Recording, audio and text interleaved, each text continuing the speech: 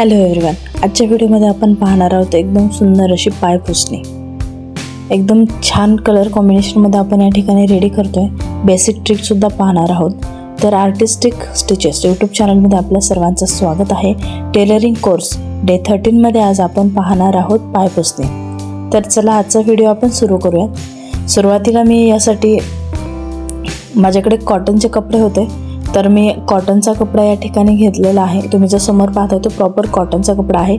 त्याच्या आतल्या बाजूला मी वेगवेगळ्या कलर कॉम्बिनेशनमध्ये म्हणजे साडीचा पीस किंवा टी शर्टचा एखादा कपडा जो त्या स्पेसमध्ये व्यवस्थित मॅनेज होईल अशा पद्धतीने घेतलेला आहे.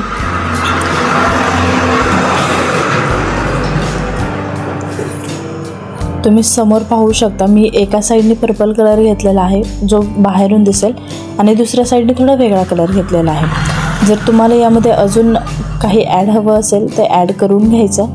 आणि प्रॉपर आता आपल्याला एक स्क्वेअर कट करायचं ज्याच्यात कॉमनली हे सर्व कपडे सेमली असतील. छान पद्धतीने शेप कट करून घ्यायचा. आपल्याला कुठल्या मेजरमेंटमध्ये आपली पायपुसणी बनवायची आहे तो शेप या ठिकाणी आपण कटिंग थ्रो ॲड करायचं. खूप सिंपल आणि इझी मेथड आहे. बट स्टिच करत असताना ज्यावेळेस आपल्याला फिनिशिंग हवी असते तर काही बेसिक ट्रिक यूज कराव्या लागतात. तर त्या मी या ठिकाणी तुमच्याशी शेअर करणार. एकदम जाड आणि एकदम सुंदर अशा पद्धतीने आपली फक्त आपल्याकडे जे शिल्लक कपडे असतात किंवा जुने कपडे असतात जे आपण म्हणतो की हे आता यूज नाही करू शकत, टाकून द्यायचे, तर त्यांचा पुनर्वापर योग्य पद्धतीने कसा करायचा ते पाहूयात. या ठिकाणी मी चारही बाजूने व्यवस्थित टाचणी लावून त्या पायपुसणीच्या जे कपडे आहेत जे एकमेकांवर ठेवलेले आहेत, जे आपले फॅब्रिक आहेत ते प्रॉपर्ली स्टेबल करून घेतलेले आहेत. यानंतर आपल्याला एक बेसिक ट्रिक करायची. या ठिकाणी आपण जी शिलाई देणार आहोत तर ती शिलाई बॉक्समध्ये नसून एकदम एकदा स्टार्ट केली की एंडपर्यंत एकच शिलाई कंटिन्यू चालणार अशा पद्धतीने आहे. तर मी त्यासाठी इथे चॉकनी लाईन ड्रॉ करून घेतलेली आहे आणि याच्यामध्ये माझं जे स्पेस आहे तो 1 इंचाचा आहे. तुम्ही मॅक्झिमम 1.5 इंचापर्यंत ठेवू शकता. त्यापेक्षा जास्त फिनिशिंगलाही खराब दिसेल आणि तुम्हालाही कम्फर्टेबल वाटणार नाही. तर 1 इंचाच्या मेजरमेंटने मी या ठिकाणी लाईन ड्रॉ करून घेतलेली आहे चॉकची. आणि आता मी जी चॉकनी लाईन ड्रॉ केलेली आहे त्याच लाईनवरती मी स्टिच करून घेणार आहे. याच्या पुढची एक प्रोसेस आहे की ज्याची बॉर्डर आहे तर त्यासाठी सुद्धा आपण एक वेगळी पद्धत पाहणार आहोत.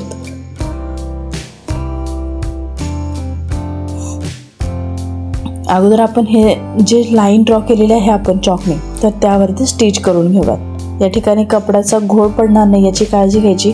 नाहीतर आपला जो कपडा आहे तो जर एका बाजूला सरकला गेला तर थोडासा तिथे प्रॉब्लेम येऊ शकतो आपल्याला की बाकीचे कपडे त्या ठिकाणी ओपन होतात आणि तो एका बाजूला सरकल्यामुळे थोडंसं फिनिशिंग खराब येते. तर काळजी घ्यायची की आपला कपडा हा स्मूथली आणि स्टेबल चालला पाहिजे शिलाई मशनीखाली आणि मशनीलाही लोड नाही आला पाहिजे.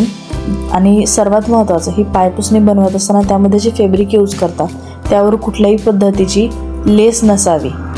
दुसरी गोष्ट त्याच्यावरती जे डायमंड किंवा जे खडे वगैरे असतात किंवा कुंदन असतात, आरीवर्क असतं तर ते नसावं याची सर्वांनी पुरेपूर काळजी घ्यायची आहे.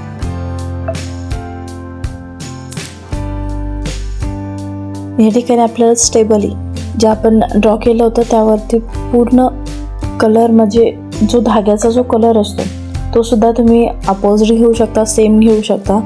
अपोजिट जरी असेल आणि प्रॉपर जर आपली लाईन येत असेल तर ते पाहताना सुद्धा खूप सुंदर दिसतं. त्यामुळे अपोजिट कलर जरी असेल फक्त शिलाई ही स्टेबल असावी. जर शिलाई स्टेबल असेल तर तुम्ही जर अपोजिट कलर यूज केला तर तो अजून उठून दिसतो आणि जर सेम कलर असेल तरीही हरकत नाही. अशा पद्धतीने आपण या ठिकाणी लाईनिंगने तुम्ही पाहू शकता अजून आपलं कम्प्लीटही झालेलं नाही तरी खूप सुंदर पद्धतीने आपली पायपुसणी रेडी दिसते आपल्याला. आता आपण पुढची प्रोसेस करायला घेऊयात. ज्यासाठी मी साईडने स्टिच करण्यासाठी पट्टी घेत आहे 1 इंचाची. डिफरंट कलरमध्ये आहे. तुम्हाला सेम हवी असेल तर सेम घ्या. मी डिफरंट घेतली बिकॉज ऑफ माझ्याकडे दोन्ही कलर डार्क होते आणि डिफरंट कॉम्बिनेशनही छान दिसणार आहे. आणि बॉर्डरला काळजी घ्या की जर कॉटनची पट्टी असेल, कारण आपण एक्सटर्नल साईडला हे कॉटनचं फॅब्रिक यूज केले, तर कॉटनची असेल तर अजून बेस्ट असेल. आणि जर टेरेकॉट किंवा नायलॉन अदर फॅब्रिक पॅटर्नमध्ये जर फॅब्रिक असेल तर स्टिचला थोडासा प्रॉब्लेम येऊ शकतो. शक्यतो जे बिगिनर आहेत त्यांनी कॉटन यूज करायचं आहे. तर या ठिकाणी मी कॉटनचीच पट्टी घेतलेली आहे आणि प्रॉपर स्टिच करून घेत आहे. एका साईडला मी कुठलाही कट दिले नाही, स्टार्ट टू एंडपर्यंत मी एकच स्टिच देऊन घेणार आहे. इथे प्रॉब्लेम येऊ शकतो की जर एकच स्टिच घेतलेला आहे तर कॉर्नरला कशा पद्धतीने दुसऱ्या बाजूने फोल्ड केल्यानंतर स्टिच करणार आहोत असा प्रश्नही असेल बऱ्याच जणांचा. तर ज्यावेळेस मी ते प्रोसेस करत आहे तर तुम्ही थोडंसं लक्ष देऊन पहा. एकदम सिम्पल मेथड आहे यामध्ये. लाईटली आपल्याला क्रॉस फोल्ड करायचं असतं. जर ते परफेक्ट जमलं तर ह्या वन टाईम जे स्टिच करतो आपण तेही परफेक्ट होऊ शकतं. आता इथे मी तुम्हाला दाखवते की लास्टला आपल्याला फोल्ड येणार आहे, तर मी त्यासाठी अगोदरच प्रिपरेशन करते की आतल्या बाजूला फोल्ड करून त्याच्यावरून मी ह्या कपड्याची शिलाई देणार आहे. ही वन टाईम नॉनस्टॉप केलेली शिलाई आहे. एकदम छान पद्धतीने रेडी होतात. तर समोर तुम्ही पहा, मी जिथे एंड केला होता त्याच ठिकाणी उलट बाजूला फिरवून मी पुन्हा स्टिच करून घेत आहे. तुम्हाला स्ट्रेट लाईन करायला काही प्रॉब्लेम येत नसेल, पण ज्यावेळेस कॉर्नर येतो तर तिथे थोडासा प्रॉब्लेम येऊ शकतो. तुम्ही समोर पहा, मी पूर्ण बाजूने आतल्या बाजूला फोल्ड केलं आहे आणि जो कपडा उभा राहतो मध्ये त्याला लाईटली क्रॉस्ड एकमेकांना अटॅच करून स्टिच करून घेतलेला आहे. तुम्ही समोर पाहू शकता मी कॉर्नर कशा पद्धतीने रेडी केलं आहे. तो कर्वही झालेला नाही आहे, प्रॉपर स्ट्रेट लाईन आहेत. 90 डिग्रीमध्ये तुम्ही पाहू शकता कशा पद्धतीने रेडी होत आहे ते. मी तुम्हाला जसे मेथडही सांगितले की पूर्ण बाजूने आतल्या बाजूला फिरवून घ्यायचा आणि जो कॉर्नर मध्ये वरती येतो तो लाईटली क्रॉस करून जाग्यावरती एक तिरप्या रेघेमध्ये दाबून घ्यायचं आणि त्यावर शिलाई द्यायची. अशा पद्धतीने आपले कॉर्नर खूप छान रेडी होतात. त्यामध्ये आपला आकारही बिघडत नाही, फिनिशिंगही छान येते आणि खूप तुकडेही जोडावं लागत नाहीत या ठिकाणी या प्रोसेसमध्ये. अशा पद्धतीने आजची आपली जी पायपुसणी आहे ही रेडी आहे. यामध्ये तुम्ही अजून डिझाईन ॲड करू शकता. जर अजून डिझाईनचे तुम्हाला व्हिडिओ हवे असतील तर खाली कमेंट करा. पुढच्या व्हिडिओमध्ये मी नक्कीच प्रयत्न करेल. फायनल लुक तुम्ही पाहू शकता. तुम्हाला जर व्हिडिओ आवडला असेल तर चॅनलला लाईक करा, शेअर करा आणि सबस्क्राईब करा.